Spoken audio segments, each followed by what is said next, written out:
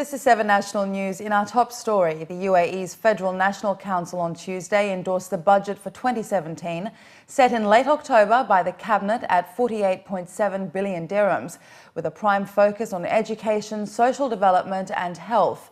The budget is a marginal rise on the 48.5 billion dirham budget set for 2016, suggesting UAE authorities remain cautious about spending as low oil prices pressure state finances.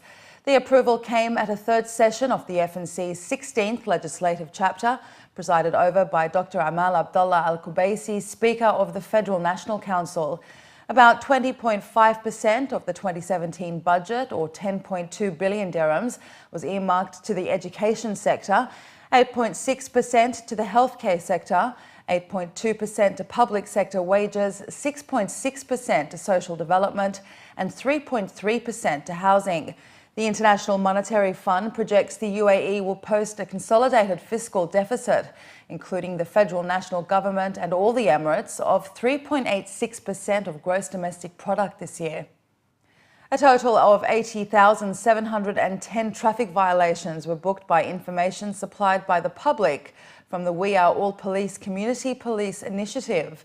Official figures showed that the violations were between January and November this year, which Emirates news agency WAM reported that just over 28,000 violations were caught by camera, 52,000 violations were registered by military personnel, and just over 38,000 were registered by individual volunteers.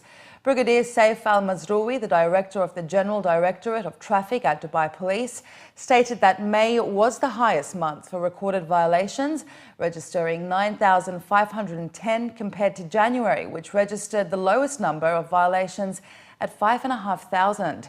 Brigadier Al-Mazroui noted that the initiative encouraged members of the community to assist the police by reporting reckless driving over the toll-free number 910. Dubai Municipality has opened tenders for the Middle East's largest solid waste-to-energy plant. The facility is in line with Dubai Vision 2021 and the UAE Vision 2021 national agenda that aims to achieve a 75% reduction in the Emirates' landfills by 2021, in addition to protecting the environment from methane gas emitted by landfills. The plant is set to be operational by the first quarter of 2020 and should receive 2,000 metric tons of solid waste a day, producing 60 megawatts of energy. The Emirates Environmental Group's recent 10-day clean-up initiatives saw more than 100,000 volunteers collect over 110 tons of waste during the nationwide campaign. The initiative, which was organised across 146 locations across the country, is considered the UAE's biggest environmental clean-up, with senior officials representing the EEG stating that the 15th edition of the campaign was one of the most successful initiatives in community engagement in the country.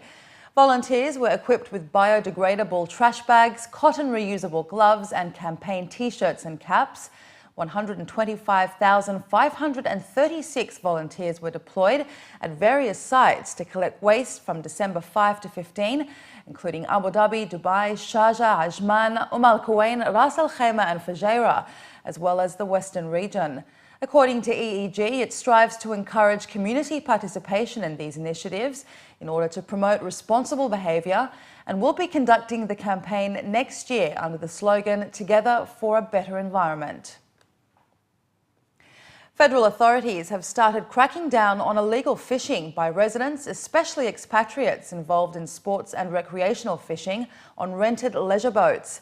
According to local reports, the Minister of Infrastructure Development and Chairman of the Federal Transport Authority, Land and Maritime, Dr. Abdullah bin Mohammed Bil Hayf Al Nuaimi, stressed that a new decree had been issued by the FTA and came into effect on December 8, imposing a new recreational fishing limit of 20 kilos per day. The limits, according to the ministry, has been imposed on the amount of fish caught by sports and leisure fishing enthusiasts in the UAE in an effort to protect the livelihoods of fishermen across the country. Most of the leisure boats rented out are by its owners or hotels to recreational fishing enthusiasts, and according to reports, these boats fish in huge quantities without legal permits from the authorities.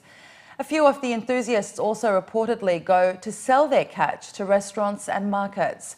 The move comes in response to concerns raised by the UAE Fishermen Association, and the new decree will protect the interests of commercial fishermen who solely depend on fishing for their livelihood.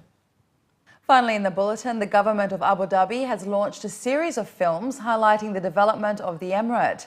The 3 time-lapse films, each less than 5 minutes long, make up the Journey Through Abu Dhabi series that portrays the emirate as a major tourist destination with a robust industry and diverse economy. Shot in 69 locations, the series took 74 days to film, spread across 4 months. The first video, named Destination, focuses on Abu Dhabi's tourism appeal and features desert landscapes, forts, wildlife in the UAE, Al Ain Zoo, the Etihad's first-class cabin, as well as a number of other famous landmarks that make appearances. The Emirates' manufacturing sector is spotlighted in the second instalment, Spark. And the last film, Future Capital, captures video of local high-tech and renewable energy industry firms, modern school campuses, the Baraka nuclear power plant, and the Midfield terminal complex.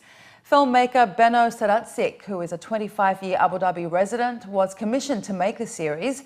The 48-year-old Slovenian said most of his footage was filmed from a helicopter rather than drones, while according to government officials, the series will help to promote the emirate at local, regional and international levels.